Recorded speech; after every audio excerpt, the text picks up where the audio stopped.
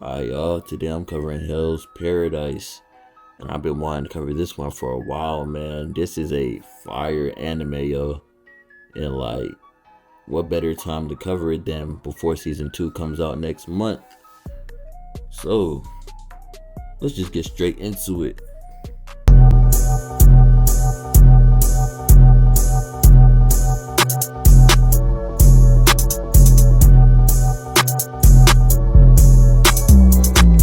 Okay, so let me first introduce y'all to the two main characters that we follow throughout the story, mainly being Sagari Yamada Esamon and Gabimaru the Hollow. And Sagari's cool and all, and I'll get into her more later. But first, I gotta talk about Gabimaru the Hollow. He is one of them ones. Like, this nigga is cold. Like, when it comes to throwing hands in this show, no one does it quite like Gabimaru, yo. And the whole time, bro doesn't even really want to fight niggas for real. Like, he's really a chill dude for real, yo. Like, all he wants to do is get back to his wife and live a peaceful life. Like, that's some real nigga shit for real, man. But anyways, that kind of what sets the whole show in motion. You see, Gabimaru is supposed to be getting executed. And not only that, but he's supposed to be getting executed by Sagari herself. But Sagari approaches Gabimaru with an offer. If he can go to an island that no one comes back alive from and find the elixir of life, then he'll be granted basically a pardon from his death penalty. And that way he'll be able to reunite with his wife. So they take Gabimaru to this location with a bunch of other criminals that are sentenced for death. And before I get much more into that, we gotta speak about Sagari a little bit. You see, Sagari comes from this clan of sword testers and executioners called the Yamada clan. And I'm not gonna lie, the first episode of Hell's Paradise really has you thinking like Sagari's on the same level of Gabimaru, which they're not even close. I mean, Gabimaru saves her countless times throughout the anime. Like, if Sagari never got paired up with Gabimaru in the first place, she probably would have died within the first day of being on the island, bro. Like, real shit, my nigga. Anyway, back to the story. This is when we start to get introduced to some of the other criminals that we see throughout the story. The first being Yuzuriha. And oh my god, she is a baddie. Like, I'm not gonna lie, there's something about them girls in purple that you just gotta watch out for.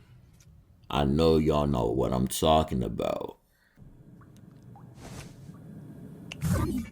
This is assault. Hell no, man. What the fuck? Anyways, Yuzuriha and Gabimaru meet for the first time.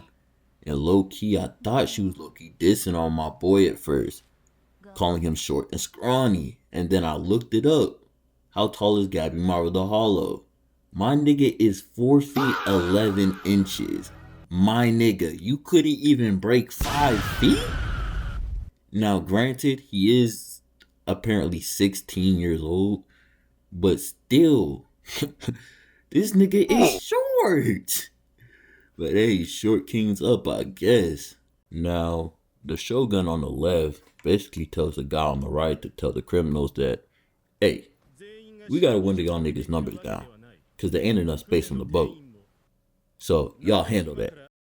Hey y'all, this is the part of the anime where we start to separate the criminals from the demons. So, everybody gets to squabbling, right? Ew, wait, hold on. Who invited this big ass nigga to the function? Anyway, the whole time Gabimaru just sees no point in it for real. And even tries to go and reason with the shogun. And that's when they did something they really shouldn't have done, man. They tried this nigga Gabimaru. And that's when we see the true Gabimaru the Hollow.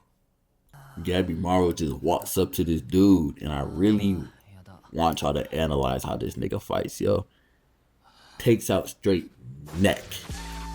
I mean with ease, bro. Goes up, back of the leg to the back of the neck. He's dead. This other dude, straight neck. Yo, he's out for straight throat. I'm not gonna lie. Pause. But he takes a chunk out of this dude's throat. And I told y'all, this nigga is one of them ones. He is cold.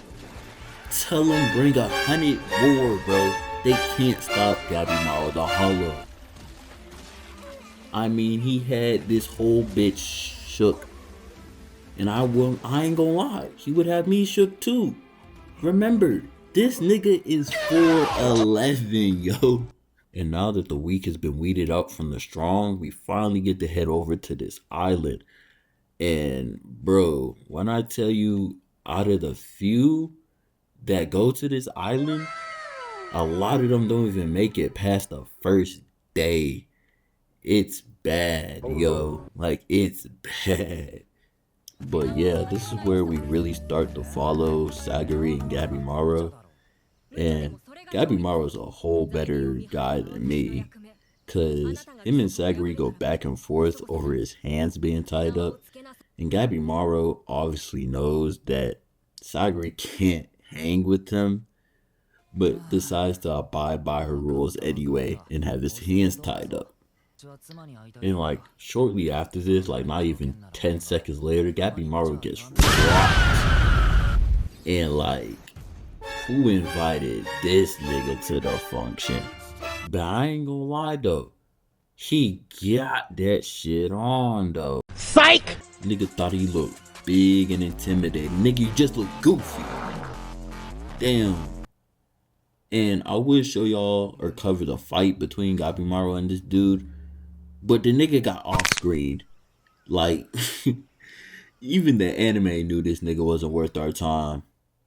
One thing from this fight that I will talk about though is the fact that Sagari still wanted Gabimaro's hands to be tied up while fighting this nigga. Like, are you serious? Is this nigga serious? No, Gabimaro does eventually get tired of her shit and decides to drop the dead weight by straight up killing Sagari. But hold on, wait, what's this? Is my goat struggling against the last rank in the Yamada clan? Can't be, right? Well, it actually turns out that Gabimaro just can't bring himself to kill her. And even when he gets the perfect opportunity, he still can't do it. And I guess Gabimaro the Hollow just isn't as hollow as we thought. And you know, maybe that's a good thing. So now the two are on good terms and they kind of form like a bond/alliance. We now move over from them to these two, and I can't remember either of their names right now, but I know Big Bro in the green is tough as fuck, I'm not gonna lie. Within moments of getting stung by that ugly ass butterfly, he realizes that that's what's probably causing the flower to grow out of people, and he cuts his hand clean off. I mean, that shit was wild, yo. But definitely not as wild as what came next, as all these ugly ass creatures just started popping out of nowhere, yo. I'm talking like, brother, what is that? Brother, ugh. And what is that? Huh?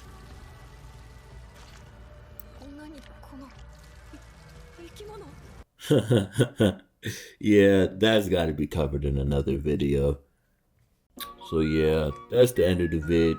Appreciate y'all watching, and I'll try to get that part 2 out. You know, editing's hard, man. Hopefully I can get it out, especially before the second season drop. It takes me a while to make these videos, but yeah, show some support. They'll definitely help me be motivated to get that next video out, and as well as, you know, y'all know, subscribe, comment, like, you know, y'all probably heard it a million times, so I ain't gonna say too much more. I'm out this bitch. It's a lot of these bitches who diss way more